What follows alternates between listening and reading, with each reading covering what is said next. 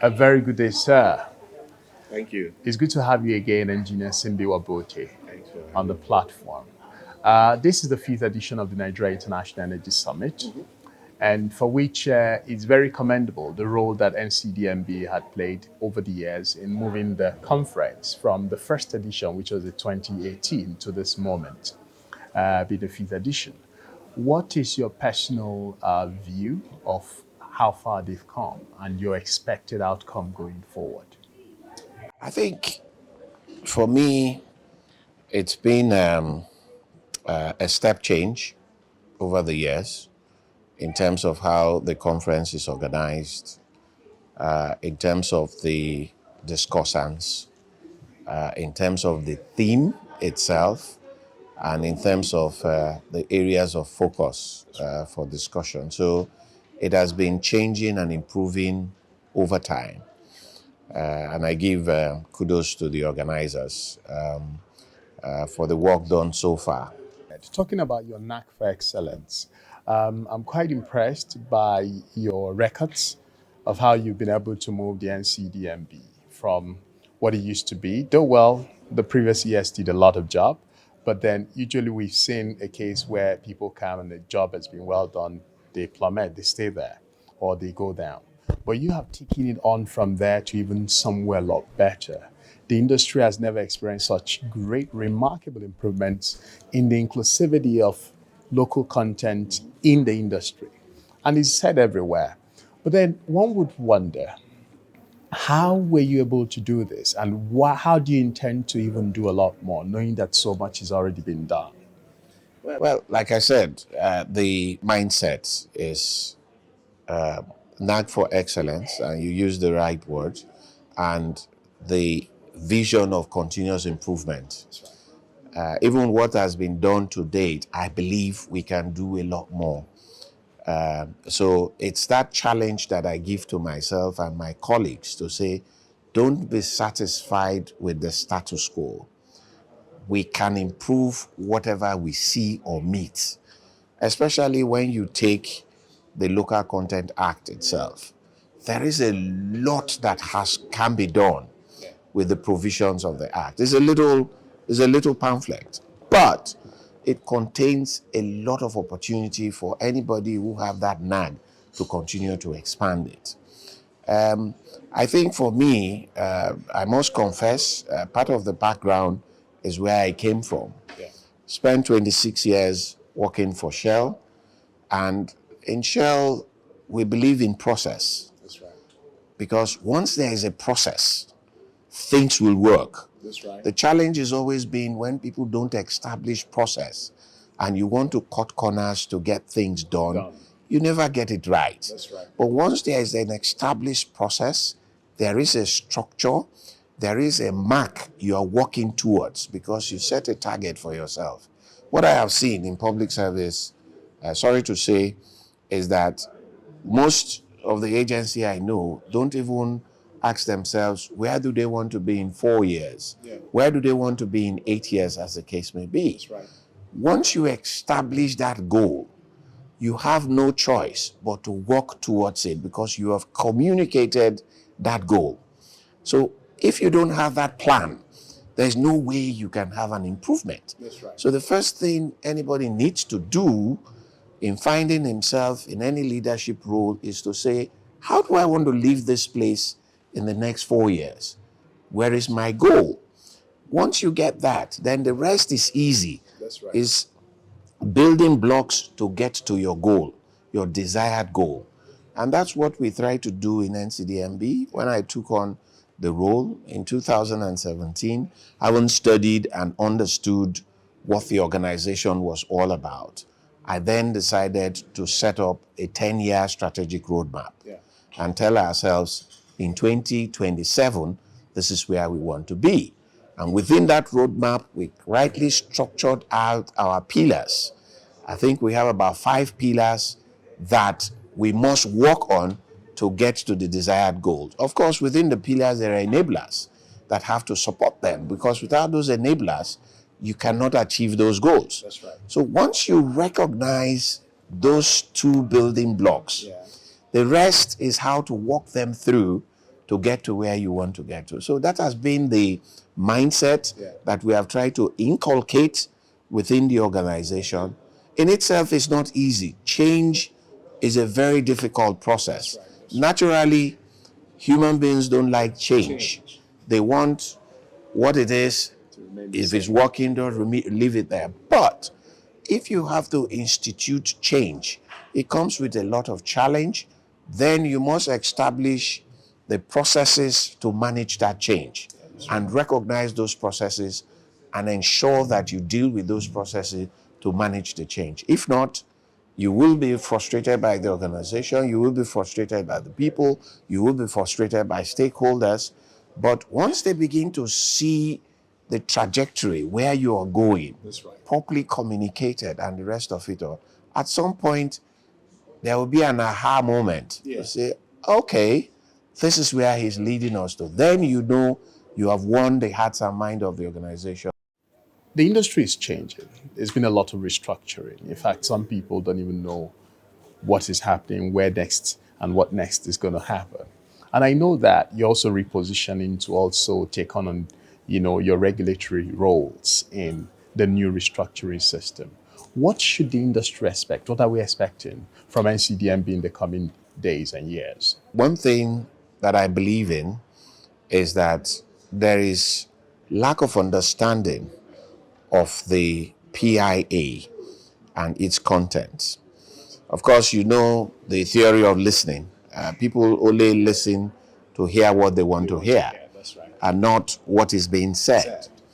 So I believe the first thing we need to do is to spend a lot of effort to communicate the details of the Petroleum Industry Act. Not a lot of people have seen it. Not a lot of people have read it. It might be a boring piece of document to read, but to make it easier, if you have subject matter experts who understand the provisions of the PIA, it needs to be communicated to the practitioners themselves to have a full understanding, because it is, quote unquote, a legal document, but somebody needs to break it down to say, these are the contents of the PIA, and these are the things it's set out to address. I have taken a census, and I know that the bulk of the people who even discuss it don't even understand what is contained therein. So I believe that there needs to be a serious communication agenda, both by the steering committee and the NNPC Limited itself. Great. Because not too many people know that it is now a limited liability company that has a time frame with which it has to go public. It is no longer a quasi-government institution that you invite at will to the National Assembly to ask questions as to who did you award your contract to, how did you award it, because most of those things erode confidence in potential investors. That's right. The role of NNPC and the regulators, legislator and the executive, is to get from NNPC a clear roadmap to say, this year, what is the profit we are targeting? And if that is not met, then they can be called to question that, hey, you told us this is the profit that you expect to put on the table. That's right. That is not happening. What went wrong? Because everybody is now a stakeholder. That's right. It's for people to understand that it's no longer a quasi-government institution. It is a limited liability company governed by the rules of corporate governance, which itself is universal. That's right. Because NNPC is going to be looking to attract funds to run the organization. And the only way people can bring funds into it is confidence. Once that confidence is eroded, they're not going to have funds to pursue their programs. If things are done properly, which of course the GMD is trying all his best effort to communicate, to push the agenda, is to ensure that they go public by the time given to them by the law itself. Yeah. Now, going public in any organization doesn't happen overnight. That's right. Because there are tick boxes that you have to accomplish before you go public. So I think the role of the new NNPC has not been adequately communicated. Will you say it's NNPC's fault? No, there are so many things they are struggling with at the moment, getting themselves together, getting an organization, getting all the boxes ticked.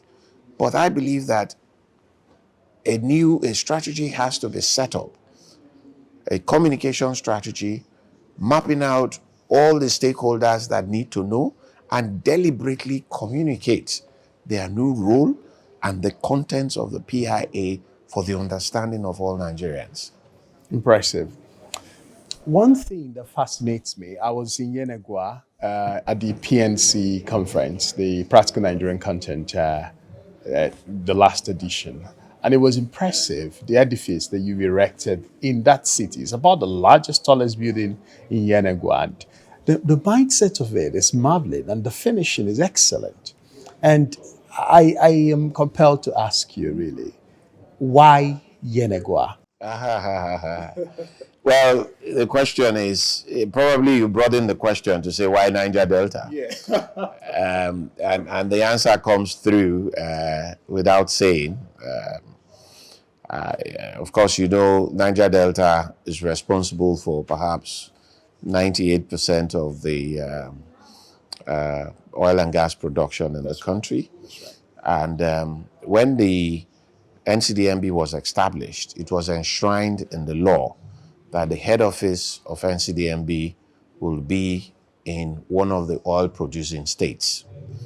And true to type, the law was signed into effect in April 2010, when Goodluck Jonathan was the president. So you can't ask any question why he decided that the head office of NCDMB has to be in Yenagoa.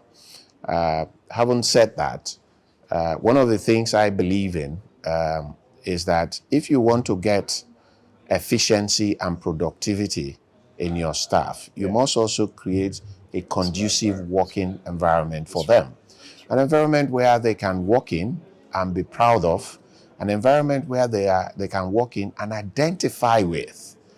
So I believe seriously in that, and we decided that if we are going to be in Yenagoa, let us create an environment where our staff will be productive, proud to work on, and develop a corporate culture over time.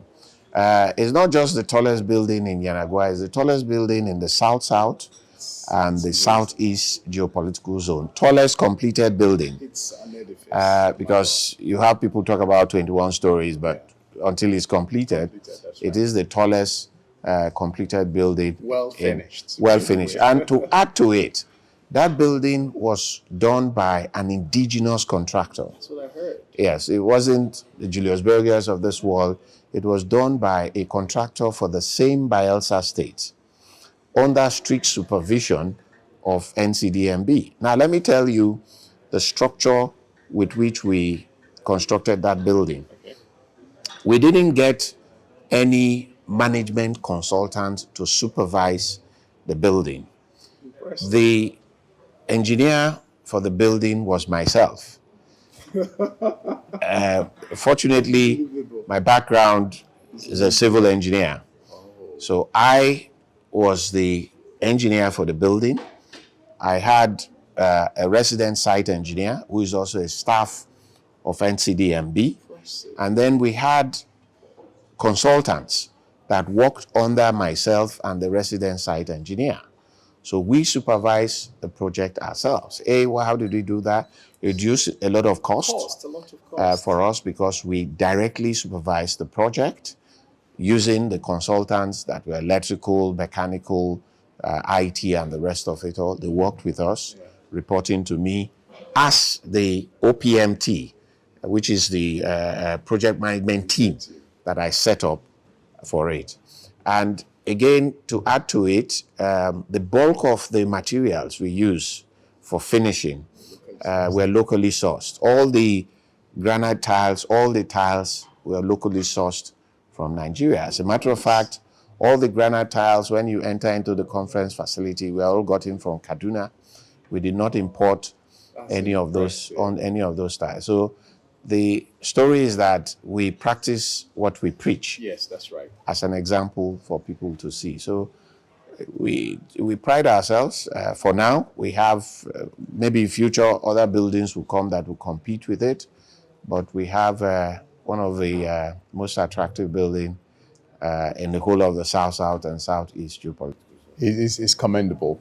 Let's talk a little bit about the revitalization of the industry.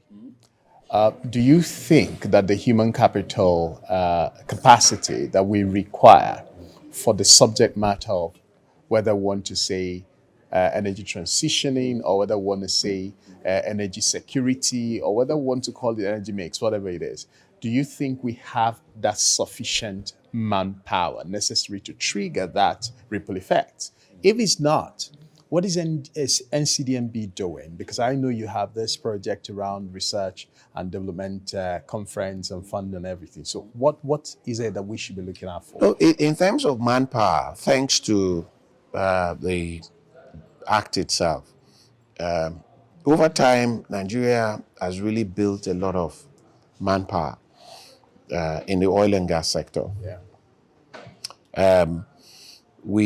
Most of us today that are managing, be it the marginal fields or the divested assets, we're all products of either Shell in particular, or products of Total or Exxon, as the case may be. That's right. So in terms of the human capacity, we have a lot of it in Nigeria. A lot of Nigerians are out there. I mean, in those days, when the North Sea was very vibrant, a lot of our guys got trained there, they came back, and they are managing most of the fields.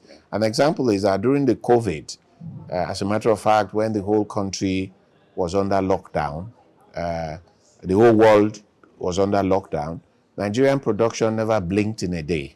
Impressive. Because Nigerians are manning all those production facilities, either physically or remotely. In those days when we had the Niger Delta crisis, when our capacity level was not here, when the expats left, we had to shut in a lot of production because we didn't have the necessary manpower. So in terms of manpower, we have a lot of it. I'll give you an example. Today, in well services, almost 98% of the well services operations in Nigeria are done by Nigerians. Yeah, these are ex-Lombije, ex-Alibotin, ex-Baker who left the company, established themselves. So they manage that whole process. Yeah, and then if you even go into drilling today, onshore and and swamp location, Nigerians dominate in that area as compared to the offshore, which is of course require higher technology to do. So we are very much loaded with regards to manpower in the oil and gas sector. Now, is that enough? Is that sustainable for us for time to come? Because some of us are getting older, and we need to build generation next in that regard. So I think there needs to be a thorough focus in building that generation X. Now, a lot of them have been trained, petroleum engineers, geologists, and the rest. The challenge has always been the job opportunity, because the population is growing, the activities in the oil and gas sector are very technologically focused, and a lot of equipment are used in the business. So it does not really employ too many people. As such. I give you a dimension. I recall in my days in Shell, in all the Shell companies, NEPCO, SPDC, we had about 3,000 staff in total, permanent staff. And when you compare to a construction outfit like Julius Berger, probably they had about 60,000 staff. So you see that the oil and gas industry is not a heavy employer of people. But the supply chain that they create can have a ratio of 1:10. For every one direct employment, you can have 10 indirect employment. That's right. Little wonder today, LLNG will tell you that the Train 7 project will create about 10,000 direct employment. But with that, it has capacity for 40,000 indirect employment in total. So you see the spin-off effect, or a multiplier effect of any major oil and gas projects that you take final investment decisions on. That's impressive. Sorry, I know that we will run out of time, but it's important to ask you this because I know that NCDMB is not just triggering the local content subject matter by lip service. I know that you also got into partnerships with the recent modular refineries, one of which I'm very conversant with is the Watersmith 5,000 megawatt barrels per day modular refinery. And on the way, there's the 25 or 45,000. There is a 2,500,000 barrels modular refinery in Edo State with DuPont. And then you have also the 2,000 barrels, the Atlantic refinery in Bayelsa, and the 12,000 barrels hydroskimming refinery also in Bayelsa. Impressive. So it would be nice to know how profitable or how I know Watersmith is taking off for about a year, well over a year now. How's it been so far? And then what's happening with the other ones that Watersmith, very good upside. It's one of those companies that we run with very strict corporate governance. I think it's an example that I think a lot of people have to copy. I think we had our board meeting 2 weeks ago where we looked at the numbers. We had projected that within the next 3 years, we'll probably be able to break even and start making profit. So we are not far from that. We are moving closely to that, achieving that objective, maybe faster. The DuPont modular refinery, we are going to commission that second quarter this year. It's almost right now mechanically completed. We are doing all the testing. It's actually an energy park with a refinery. We're generating about 10 megawatts power plant and also a 50,000 metric tons per day CNG production. So it's an energy park, the first integrated energy park, and we also have a data center because data is the new oil. So it's a data center that will house a lot of data, and most companies can keep their data within the data bank that is being created within that energy park. So second quarter this year, we're going to launch that while we look at Atlantic towards the end of this year, fourth quarter, to begin to commission Atlantic. So we are very much on the way. Besides that, like you know, we are also building some industrial parks. And we hope to commission those industrial parks in Cross River State and in Bayelsa State fourth quarter this year. The whole idea of the industrial park is to incubate manufacturing out of those industrial parks. Engineer Simbi Wabote, I want to give you a resounding applause. I'm quite impressed, and I'm sure a lot of other Nigerians are super impressed at your progress and your interest in developing society and building Nigeria for the prosperity of it. Thank you so much, sir. Thank you.